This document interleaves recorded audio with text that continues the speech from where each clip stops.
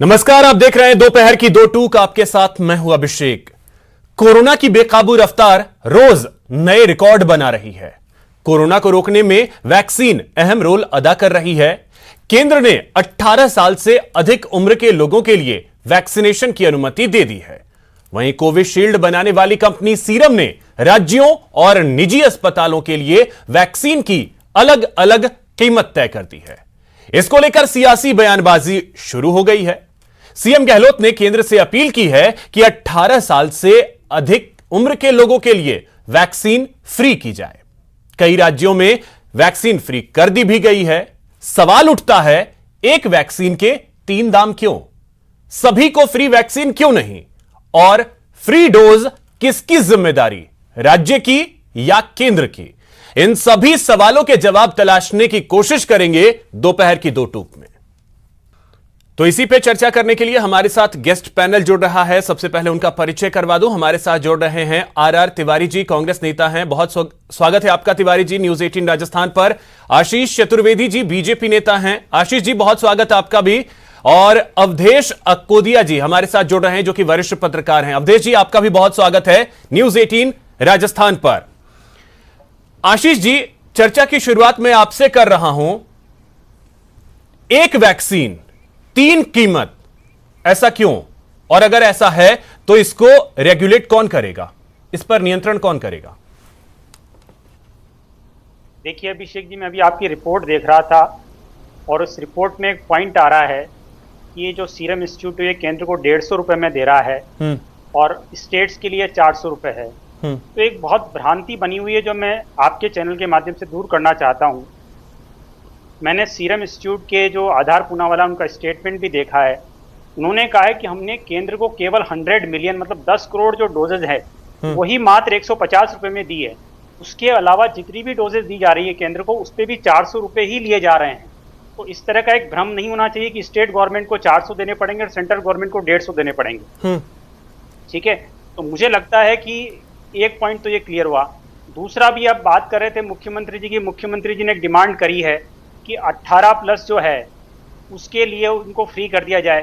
तो मुझे लगता है मुख्यमंत्री जी को जो भी आप 5 राज्य बता रहे थे, छत्तीसगढ़ भी है, आसाम भी है, बिहार भी है, यूपी भी है, मध्य प्रदेश भी है, तो उसकी तरह इनको तो एक आदेश ही निकालना है। इसमें इनको सेंटर से डिमांड नहीं कर रही है। और तीसरी जो महत्वपूर्ण बात, देखिए जो कॉस्टिंग आ रही है वो 400 रुपये भी नहीं है, कॉस्टिंग उससे ज़्यादा है। हमको ये समझना पड़ेगा कि सीरम ने जो प्रोड्यूस की उसमें से उसने अपने कमर्शियल कॉन्ट्रैक्ट से जो विदेशों में भेजी है उसने इसका बहुत ज़्यादा चार्ज किया है। कहीं ना कहीं वो प्राइवेट हॉस्पिटल्स को उस रेट पर दे रहा है जहाँ पे वो लोग ले सकते हैं। मुझे लगता है अगर 600 रुपये में अगर प्राइवेट हॉस्पिटल को देंगे और वो अपना एडमिनिस्ट्रेटिव चार्जेस 100 या 150 रुपये जोड़ेंगे और 750 रुपये में अगर पब्लिक आशीष जी, आपको लगता है कि अस्पताल ऐसा करेंगे? जो स्थिति है, आपको लगता है कि 600 में खरीद करके वो 700 रुपए में लोगों को लगा देंगे? देखिए अभिषेक जी, मुझे लगता है ये कोरोना जो बीमारी जिस हिसाब से ये भयावह रूप ले रहा है उसमें हमें कहीं ना कहीं मानवीय रूप अस्पतालों से भी अपेक्षा करनी चाहिए कि वो भी एक मानवीय रूप लेते हो। अपनी जो एडमिनिस्ट्रेटिव कॉस्ट है 100-150 रुपए, देखिए केंद्र ने उनको 100 रुपए की फ्लेक्सिबिलिटी दी थी, 150 रुपए में केंद्र उनको दे रहा था। अभी वो फ्लेक्सिबिलिटी क्यों नहीं दी गई है? अभी वो फ्लेक्सिबिलिटी क्यों नहीं दी गई है? देखिए अभिषेक जी, मुझे लगता है ये जो पूरा अनाउंसमेंट हुआ ये कोविशील्ड कंपनी ने किया है। इसमें भी सेंट्रल गवर्नमेंट की तरफ से अभी कोई गाइडलाइन नहीं आई है। मुझे लगता है हमको पहले प्राइवेट हॉस्पिटल्स का रुख तय करना चाहिए। अगर वो कौन तय करेगा और कब तय करेगा? देते हैं वो कौन तय करेगा और कब तय करेगा? अभी आपको वेट करना है अभिषेक जी थोड़ा वेट करना चाहिए। जैसे हमने कहा ना कि जब 1 अप्रैल को 45 प्लस खोला गया तो एक डिमांड आने लगी। ठीक है सर, वेट करते करते अभी तो 3,14,000 केस आए हैं। अभी आप और वेट करने के लिए कह रहे हैं तो ठीक है, और वेट कर लेते हैं। ठीक है अभिषेक जी, बात वेट करने की नहीं है। मुझे लगता है हमको थोड़ा समय तो देना चाहिए ना। हाँ सर, समय ही तो दे रहे हैं। अनाउंसमेंट किया है, समय ही तो दे रहे हैं। तो आज ऑक्सीजन की कमी हो रही है, हाईकोर्ट तक को फटकार लगानी पड़ रही है, सुप्रीम कोर्ट संज्ञान ले रही है, ये स्थिति है। वेट ही तो कर रहे हैं सर। ठीक है, उसके बाद मुख्यमंत्री के लिए आपने कहा कि एक उन्हें बयान ही तो देना है, एक ऑर्डर ही तो निकालना है, एक ऑर्डर निकाल देना है सर। उसका खर्च कौन उठाएगा? आदेश जारी करना है, खर्च कौन उठाएगा? तो बाकी राज्य कैसे करें? खर्च कौन उठाएगा? ठीक है, बाकी राज्यों के पास पैसे होंगे, राजस्थान के पास नहीं है। ठीक है, आर तिवारी जी, एक बयान देना है, एक ऑर्डर आपको निकालना है कि हाँ फ्री वैक्सीनेशन हो जाएगा, क्या दिक्कत है? आर तिवारी जी। अभिषेक जी, मैं ये कहना चाहता हूं, भारत सरकार दिग्भ्रमित हो गई है। ये आशीष जी कह रहे हैं कि सीरम इंस्टीट्यूट ने केवल अभी कहा है, क्रियान्वित हुई है या नहीं होगी। राजस्थान के मुख्यमंत्री जी ने ये कहा है, अब की बार मोदी सरकार कहने वाले 40 करोड़ युवा जो 18 साल से 45 साल के बीच में थे, जो 2 फीट ऊंचे उछल करके मोदी जी को देश का प्रधानमंत्री बना रहे थे, ये मार 18 साल से 45 साल के बीच के युवाओं पर ही क्यों? ये 600 रुपए का इंजेक्शन, 400 रुपए का इंजेक्शन, 150 रुपए का अलग अलग क्यों? और इसमें भी आपने ये तय नहीं किया इनकी रेटें आप कैसे कंट्रोल करोगे। हमारा देश इस समय ऐसी महामारी से फैला हुआ है, ग्रसित है कि ऑक्सीजन नहीं मिल रही है। रेमडेसिविर की 2000 का 2500 का इंजेक्शन 35 हजार में बेचा जा रहा है। कहीं कोई नियंत्रण नहीं है। भारत सरकार कर्तव्य विमूढ़ पड़ गई है। देश के अंदर 3-3.25 लाख पर डे कोविड के पेशेंट आ रहे हैं और भारतीय जनता पार्टी के नेता बयानवीर होकर के बयानबाजी के अलावा कुछ नहीं है। इनको तो बंगाल का चुनाव नजर आ रहा है, अब की बार बंगाल भी जीत लो। देश के करोड़ों लोग बीमार हैं, लोगों को ऑक्सीजन नहीं मिल रही है, दवाई नहीं मिल रही है, लेकिन बयान। अब एक चीज आर तिवारी जी, अगर कुछ चीजें अब आप पर छोड़ी गई हैं, यानी राज्यों पर छोड़ी गई हैं, तो वैक्सीनेशन को लेकर के देखिए 5 राज्य हैं, बिहार है, यूपी है, छत्तीसगढ़ है, असम है, एमपी है, इन सभी ने फ्री वैक्सीनेशन का ऐलान कर दिया। अरे तो राजस्थान को क्या दिक्कत है? मैं कह रहा हूं अभिषेक जी, आशीष जी, और आपको भी बता रहा हूं, ये राजस्थान पहला देश का राज्य है जिन्होंने फ्री में दवाएं बांटने का, अपने दम पर खर्चा उठाने का, आज से नहीं 10 साल से फ्री दवाएं हाँ, नहीं तो आज भी जरूरत है ना आर तिवारी जी, जरूरत तो आज भी है और आज पहले से ज्यादा जरूरत है शायद। आज भी दवाएं फ्री मिल रही है और 850 रुपए में 5 लाख का बीमा। चिरंजीवी योजना में देश में पहला राज्य राजस्थान का। चिरंजीवी मुख्यमंत्री हमारा जननायक तो पहले ही लोगों के लिए सब कुछ लुटा रहा है अपना। नहीं तो वही चीज मैं आपसे पूछ रहा हूं, फ्री वैक्सीनेशन में क्या दिक्कत है? लोगों का अगर केंद्र सरकार 45 से ऊपर वालों का करवा रही है, राज्य 45 से नीचे वाले का करवा लें। 3,500 करोड़ रुपया राजस्थान सरकार को दे केंद्र सरकार, और सीरम इंस्टीट्यूट को, आधार पूना वालों को 3000 करोड़ की आर्थिक मदद दी है। कोई एहसान नहीं करा सीरम इंस्टीट्यूट। भारत के लोग मरते रहे और वो मुनाफाखोरी करता रहे। कैसा बेशर्मीपूर्ण बयान है कि एक सीमा तक वो राजस्थान के या भारत सरकार को बेचेगा। एक चीज जो मैं आपसे पूछ रहा हूं, यहां दिक्कत क्या है? अगर कई राज्य हैं कर रहे हैं, बिहार जैसा राज्य कर रहा है, यूपी जैसा राज्य कर रहा है, तो राजस्थान को क्या दिक्कत है? राजस्थान का आर्थिक हालात ठीक नहीं है। कोविड में राजस्थान में भी आर्थिक रूप से बहुत स्थितियां खराब हैं।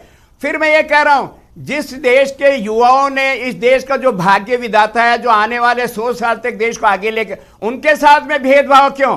क्या वो हमारा देश का नागरिक नहीं है? और सही कहा मुख्यमंत्री जी ने, ये युवा आक्रोश व्यक्त करेंगे केंद्र के मोदी सरकार के खिलाफ। ठीक है, अब अवधेश जी, कुछ भी कर लो। ठीक है आर तिवारी जी, अब अवधेश जी, क्या इसी को कहते हैं आपदा में अवसर?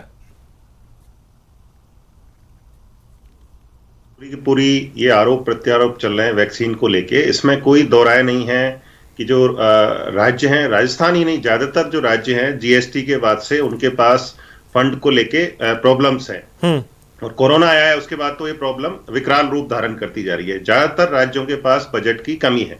तो इतना भारी भरकम, जैसे राजस्थान के लिए हम बात करें तो करीब 3600 करोड़ रुपए इस पे खर्च होंगे। तो इतनी बड़ी राशि अरेंज करना किसी भी राज्य के लिए बहुत मुश्किल है। तो ऐसी स्थिति में केंद्र से यदि कोई सरकार, कोई मुख्यमंत्री ये आग्रह कर रहा है कि आप इसका बोझ आप उठाइए, तो इसमें कोई गलत नहीं है। लेकिन मुझे लगता नहीं है कि केंद्र सरकार से कोई राहत मिलेगी। और राजस्थान में भी मुख्यमंत्री अशोक गहलोत देर सवेर, क्योंकि 1 मई से वैक्सीनेशन होना है 18 साल से ऊपर के लोगों को, तो देर सवेर यहाँ पे भी घोषणा होगी, फ्री में वैक्सीनेशन होगा और जो पूरा आर्थिक भार है वो राजस्थान सरकार ही उठाएगी। लेकिन बीच में जो जैसा आपने कहा, पॉलिटिक्स का मौका कोई नहीं छोड़ता है, ये जताना कि हमारे पास पैसा नहीं है, आपको मदद करनी चाहिए, तो बीच में ये सब पॉलिटिक्स चलती रहती है। लेकिन देर सवेर फ्री वैक्सीन 18 साल से ऊपर के लोगों को राजस्थान में लगेगी, ये तय है। अवधेश जी, इसमें एक और चीज जो कीमत की बात है, कीमत को लेकर के आशीष जी ने कहा कि 10 करोड़ वैक्सीन तक के लिए 150 रुपए था, ठीक है, वो जो भी है। तो राज्य सरकारों को 400 में और प्राइवेट अस्पतालों को 600 में, ये क्या है?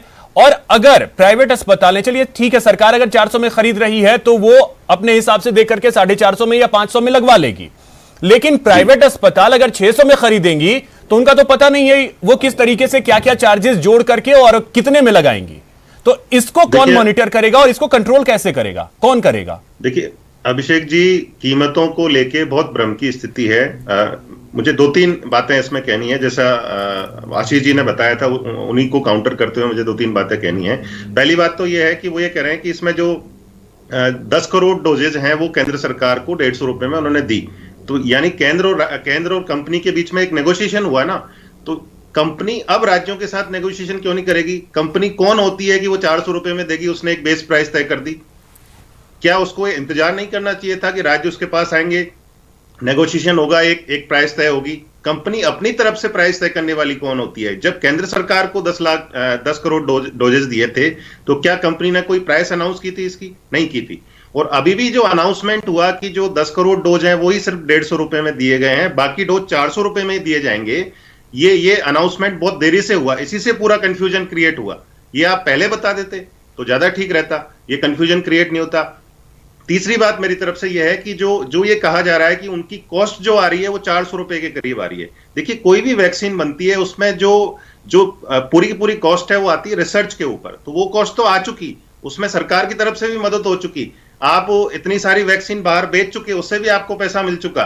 तो आप यदि आपने जो वैक्सीन बनाई है वो लोगों का जीवन बचाने के लिए बनाई है या आपने मुनाफा कमाने के लिए बनाई है, तो आपकी रिसर्च का कॉस्ट है वो आप सरकार से बात कर सकते हैं, सरकार से ले सकते हैं उसको। लेकिन ये कहना कि 400 रुपए कॉस्ट आ रहा है किसका? वैक्सीन बनाने का, नहीं आ सकता है।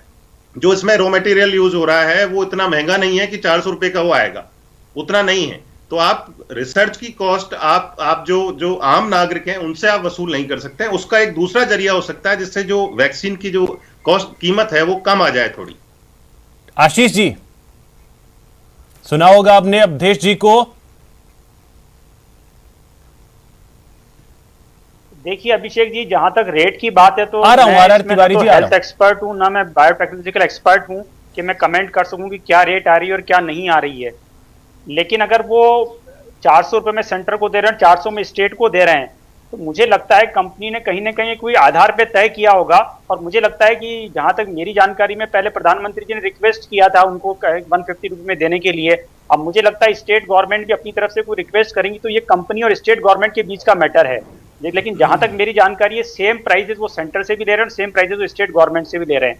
और प्राइवेट में तो देखिए अब जाएगा कौन, जो भी आप बिलिंगली जाएगा उसके लिए उन्होंने 600 रुपए तय किया है कि प्राइवेट हॉस्पिटल जाए, वहां से आशीष जी, यानी और जो इस केस में ऐसा लग रहा है जैसे केंद्र ने हाथ खड़े कर दिए कि भैया अब अपना अपना राज्य देख लो।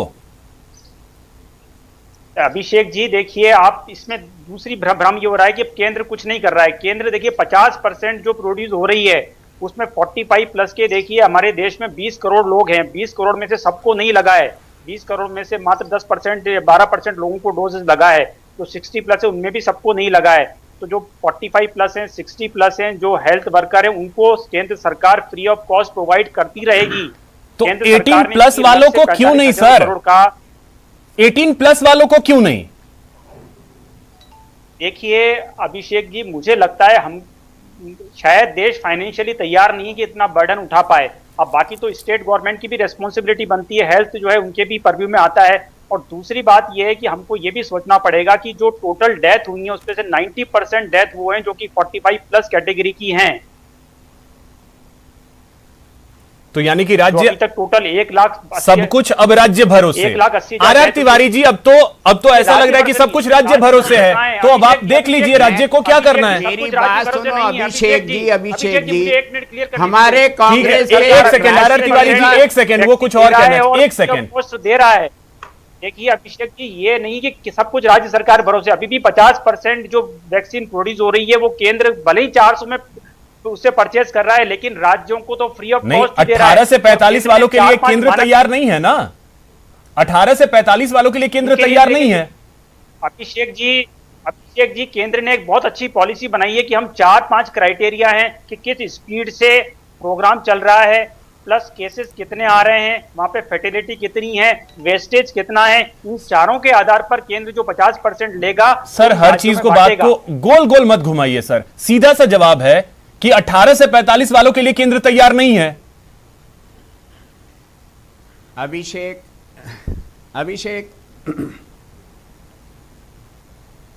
देखिए, अभी 1 मई को सरकार ने 18 प्लस के लिए ओपन किया है, अभी फ्री वैक्सीन की घोषणा केंद्र सरकार ने नहीं की है। ठीक है आशीष जी। आर तिवारी जी, बातों से तो अब यही स्पष्ट है कि भैया आप देख लो 18 से 45 वालों के लिए, तो अब आपको खुद करना पड़ेगा। आर तिवारी जी, ये बयानवीर भारतीय जनता पार्टी के नेता हैं। 40 से 45 करोड़ मतदाता 18 से 45 वर्ष की आयु का है। उसके लिए भारत के प्रधानमंत्री, जो भारत के प्रधानमंत्री किसी राज्य के प्रधानमंत्री नहीं है, उनके साथ दोगला व्यवहार को आज हमारे राजस्थान के जननायक मुख्यमंत्री ने यही तो कहा है कि नौजवान आपके खिलाफ में आक्रोश व्यक्त करेगा। क्या वो हमारे देश में पैदा नहीं हुआ? क्या वो हमारे देश को आगे नहीं बढ़ाएगा? 45 और 60 साल की उम्र वालों को दिया है, इसके लिए तो ठीक है। उसके लिए जो आपने कॉस्ट रखी 150 रुपये देने को तैयार है।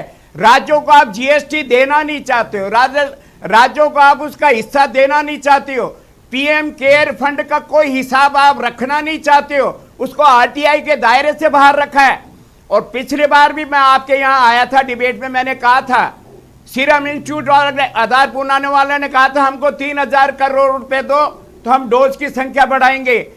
भारत सरकार ने बाध्य होकर के हमने कहा था 3000 करोड़ रुपया देना चाहिए। आज 3000 करोड़ रुपया आधार पूना वालों को दिया तो उसका वैक्सीनेशन बढ़ रहा है। और सही कह रहे थे ये हमारे अवधेश जी, इस देश के लोगों के साथ में दुराचार हो रहा है, दुर्व्यवहार हो रहा है। वो मुनाफाखोरी करना चाहते हैं और देश के प्रधानमंत्री पर राहुल गांधी सीधा सीधा आरोप लगा चुके हैं। ये 2-4 बड़े पूंजीपतियों की सरकार है। इस महामारी में भी प्रधानमंत्री जी अपने 2-4 बड़े अरबपति खरबपति आरोप तो लगा रहे हैं, लेकिन आरोप कई सारे तो राहुल गांधी पे भी लगे कि जब वैक्सीनेशन 45 साल से अधिक उम्र वालों का हो रहा था तो राहुल गांधी ने वैक्सीन क्यों नहीं लगवाया। सवाल उन पे भी ये उठ गए। उन्होंने ये नहीं कहा वो नहीं लगवाएंगे, उन्होंने कहा समय आएगा तो हम लगवा लेंगे। वो समय कब आएगा सर? वो खुद पॉजिटिव हो गए। अरे अशोक गहलोत जी ने लगा लिया, हम सब ने लगवा लिया, वो राहुल गांधी जी लगा लेंगे। उन्होंने मना थोड़ी नहीं किया, उन्होंने कभी मना नहीं किया। सवाल उनसे भी यही पूछ लिए गए जिसका जवाब किसी के पास नहीं था। ठीक है, अब अवधेश जी, हमारे देश का नौजवान, ठीक है अवधेश जी, ऐसा लग रहा है कि ये एक बॉल है, उछाला जा रहा है, हर कोई अपनी अपनी तरफ से किक करो, चाहे केंद्र के पाले में जा गिरे या राज्यों के पाले में आ गिरे, बॉल अभी भी हवा में है। जैसा आपने कहा कि देर सवेर सरकार को मजबूर होकर के ये अनाउंस करना ही पड़ेगा। क्या बस उसी पल का इंतजार है? क्योंकि केंद्र ने तो पल्ला लगता है पूरी तरीके से झाड़ लिया, क्योंकि 5 राज्य ऑलरेडी इसके लिए ऐलान कर चुके हैं। बिल्कुल अभिषेक जी, ऐसा ही लग रहा है कि जो एक पूरी ये जो महामारी है, इसमें जो पूरी इससे लड़ने में जो समस्याएं आ रही हैं, उन समस्याओं की जिम्मेदारी कोई भी नहीं लेना चाहता है। कोई भी अपने आप को जवाबदेह बनाना नहीं चाहता है। केवल जो भी समस्याएं उनका ठीकरा एक से दूसरे सिर पर फोड़ना सब चाहते हैं। देखिए, जहां तक वैक्सीन का सवाल है, ये पूरी वैक्सीनेशन की जो प्रक्रिया है, इसमें प्रॉब्लम्स इसलिए आई कि भारत में कोविड की सेकंड वेव आ गई और जो भारत सरकार है उसने इसको डिजाइन किया था कोरोना की जो पहले स्थिति थी 1 महीने पहले, उसके हिसाब से यदि सरकार, जो एक्सपर्ट्स हैं, उन्होंने ये चेतावनी दी थी बार बार कि मार्च एंड या अप्रैल फर्स्ट वीक में, सेकेंड वीक में भारत में सेकेंड वेव आएगी कोरोना की, सरकार उसको सीरियसली लेती तो ये समस्याएं नहीं आती। और सरकार ने जो करीब 7 करोड़ डोजेज बाहर भेजे, जिसमें से कुछ बेचे, कुछ की चैरिटी की, वो सरकार नहीं करती और ये बड़ा स्मूथली चलता रहता। और जो बाहर की कंपनियां हैं जिन्होंने वैक्सीन बनाई है, उनको भी हम पहले अलाउ कर देते तो इतना क्राइसिस नहीं होता और ज्यादा मेजर पॉपुलेशन को हम वैक्सीनेट कर पाते और कोरोना जो इसका जो इन्फेक्शन है कोविड का, वो भी इतना सीरियस नहीं होता जितना अपने को दिखाई दे रहा है यहाँ पर। बिल्कुल अवधेश जी, वो कहते हैं ना कि सबसे पहले जब भी फ्लाइट में बैठे तो अपने बेल्ट को सबसे पहले बांधें, उसके बाद बगल वाले की सहायता करें। शायद वो हम कर पाते और वो हमने नहीं किया, जिसका नतीजा यह है कि आज के रेट में कई जगहों से वैक्सीनेशन को लेकर के खबर यह आती है कि वैक्सीन की कमी हो रही है, ऑक्सीजन लोगों को नहीं मिल पा रहा है। शायद उसके लिए हमने वो पुख्ता तैयारी नहीं की। फिलहाल बहुत शुक्रिया आप सभी का हमारे साथ जुड़ने के लिए, चर्चा में शामिल होने